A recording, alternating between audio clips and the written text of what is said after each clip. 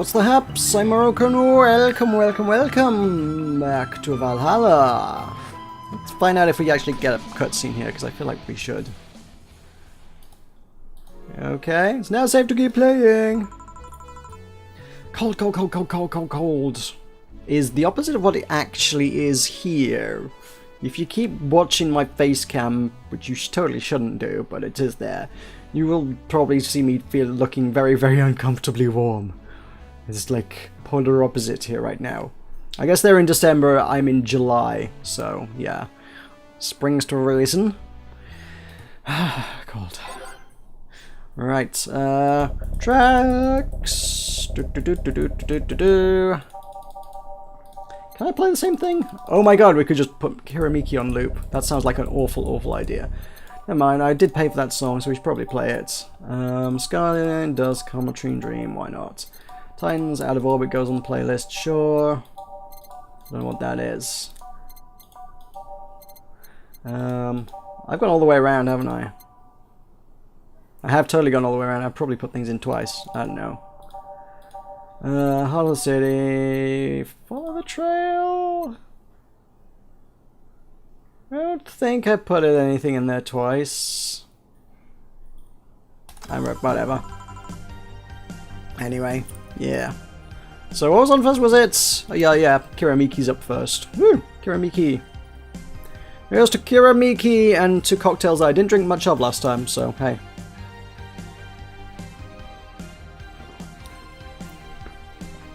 The reasonably tasty cocktail is not the most refreshing cocktail. I could use a big, cold drink right about now. That would hit the spot. It sure is chilly out there. It's kind of refreshing. The hobo out there seems like a nice guy. Billy Vine? Yeah, he's a cool guy. Very respectful. Apparently got into some legal trouble and that's why he's like that. Really? He could also just be a very nice crackhead, though. I have a cousin that lives like a hobo, actually. Really? It's a bit complicated, though. The problem is his family has tried to get him to live with them, but his pride won't let him accept their help. He'd rather live on the streets for some reason. You can't tell with some people, sadly. Why did he become a hobo in the first place? Bad investments, debts, bank evicted him from his house.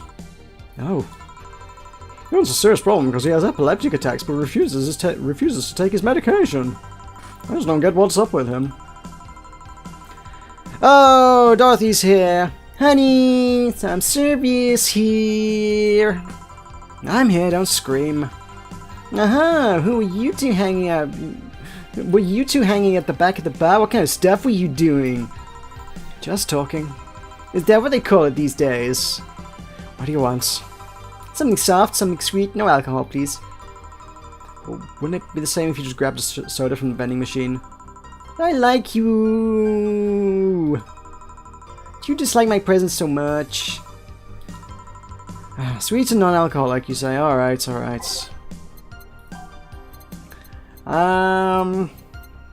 Sweet. Said something soft, but the soft one's actually under... That's the only thing that's flagged as soft in the catalogue, isn't it? Fluffy. Which is totally not sweet. That's the opposite of sweet. It is sour. It is very sour. Something sweet and something alcohol-free. Is there something I can pretend is alcohol-free? Flavor, sweet. Sugar Rush? Sugar Rush is optional Carmetrine. Yeah, alright then. A couple sugar, a bit of powder delta. And some optional Carmetrine.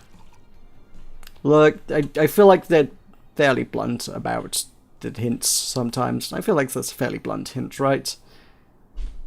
Boop. Yeah. Here you are. You know, this kind of treatment is not precisely good for sales. Did I catch you in a bad mood? No. Oh, but how impolite of me. I'm lovely and my name's Dorothy. Dorothy Hayes. Nice to meet you. Oh, I'm Alma. The pleasure's mine. Dorothy, you say? Yep, why? Nothing. I guess I've heard about you before.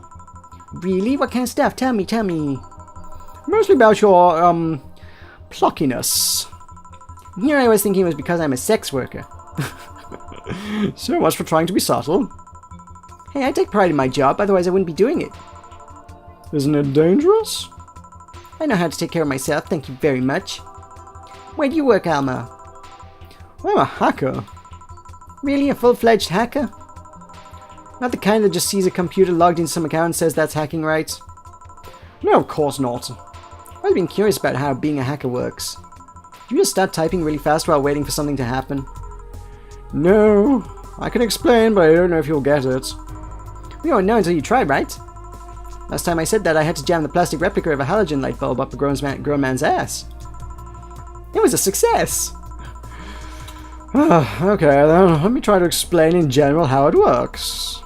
Let's say I have to retrieve information from a company's database. Alright. First, I do some research on the target, OS, servers, how the information is stored, all that. There have been a couple of occasions where I had to go in blind, but they're the exception rather than the rule. First, I secure things from my side.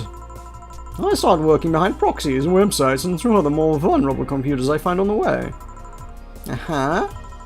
After that, I start testing the networks. I go through the basic protocols, try known exploits, as long as they don't trigger any alarm. Once I've tested the ground, the fun starts. I go through all the security protocols and look to bypass them. Sometimes I have to look deeper into the code for the password itself. I see. And then when I'm finally in, I go and retrieve user privileges. After that, I go and try and become a super user and get what I need. How do you do that? Well, there are a couple of ways. I can use a pre-made program to hack into an already existing account. Or I can use info someone already gave me. Well, the usual way is using a buffer overflow. But, what happens next? What happens next? I create a backdoor in the system. She's getting off on this, isn't she? This is what does it for Dorothy, isn't it? Great.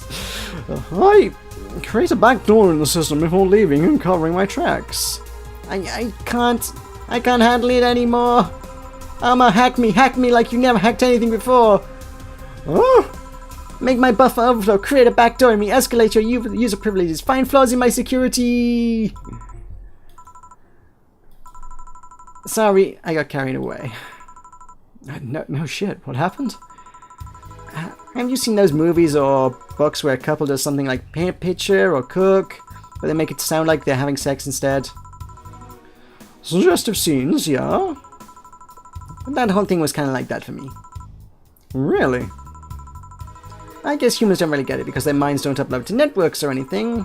But trust me, if you recorded yourself giving a really detailed explanation in a really sexy voice, you'd make millions. Horny Lilim are an unexploited market.